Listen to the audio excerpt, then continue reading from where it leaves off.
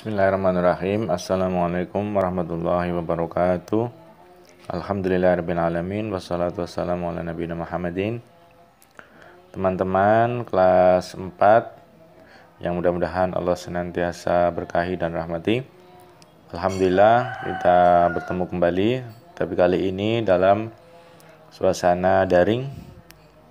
Kali ini Pak Didi akan menyampaikan tentang berbuat baik kepada orang tua atau adab kepada kedua orang tua.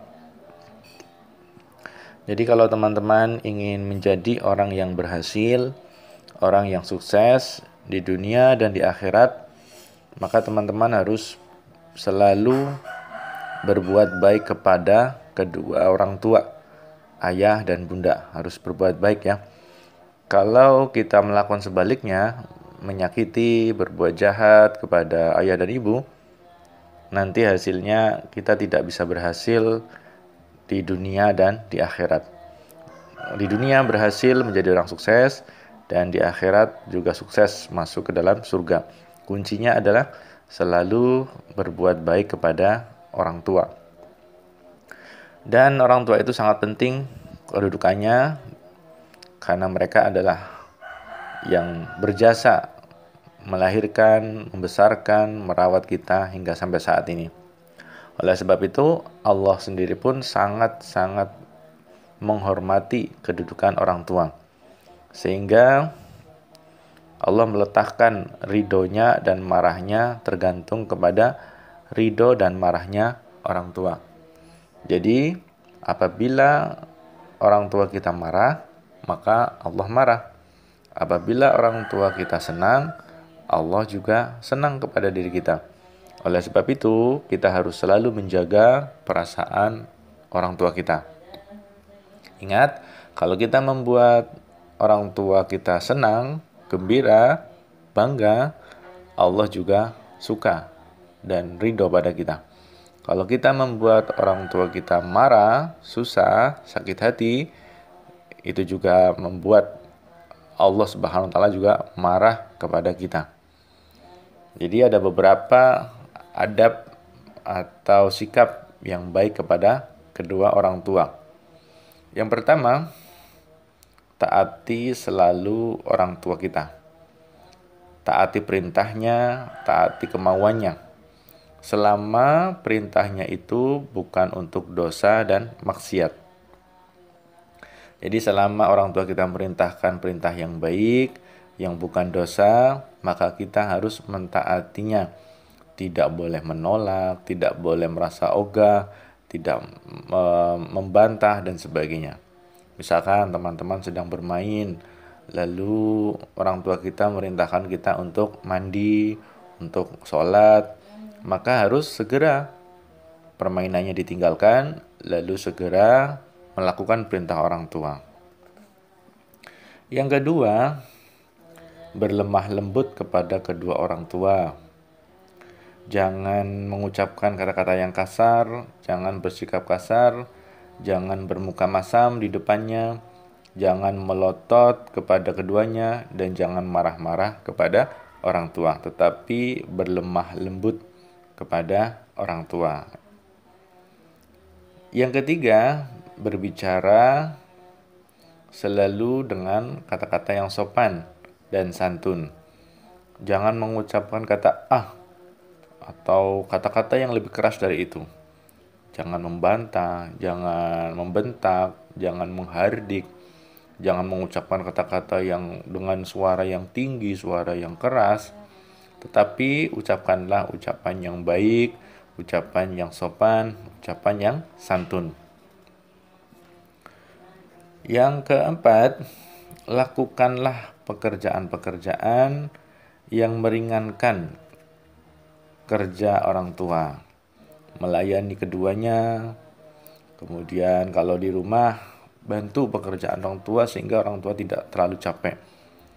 Bantu menyapu, bantu mengepel, mencuci piring, memberesi tempat tidur sendiri, dan usahakan mandiri. Jangan sampai masih disuapi, masih dipakaikan bajunya, dimandikan, tetapi usahakan mandiri sehingga orang tua tidak capek, tidak lelah. Berikutnya, segera penuhi panggilan jika dipanggil oleh orang tua. Penuhi panggilan dengan jawaban yang sopan dan dengan wajah yang tersenyum. Ada apa bu? Ada apa pak? Ada apa bunda? Ada apa ayah? Gitu. Jangan datang dengan marah, dengan wajah cemberut dan sebagainya. Tetapi dengan wajah yang gembira, dengan wajah yang senang. Lalu selalulah duduk di tempat yang lebih rendah, dalam arti kita jangan duduk di lebih tinggi dari ayah dan ibu kita. Ya kalau terpaksa duduk di sampingnya tidak apa-apa, tapi jangan misalkan kita di kursi, ayah ibu kita di lantai. Atau kita tidur di kasur, di ranjang atas, ayah ibu kita tidur di tikar bawah. Jangan. Usahakan orang tua kita lebih tinggi daripada kita. Jangan menselonjorkan kaki di depan telapak kaki kita dihadapkan ke orang tua. Usahakan jangan bersikap sombong, jangan bersikap congkak di hadapan orang tua. Pokoknya biarpun nanti teman-teman jadi orang sukses, jadi pegawai besar, jadi pedagang besar, uangnya banyak, sementara orang tua kita hidupnya sederhana, jangan menyombongkan diri, jangan congkak. Yakinlah kesuksesan kita itu sedikit banyak adalah hasil usaha orang tua kita yang menyekolahkan, mendidik, dan mendoakan siang dan malam. Maka bila nanti kita jadi orang sukses, selalu ingat sama orang tua, mengunjungi, dan selalu mencintai mereka.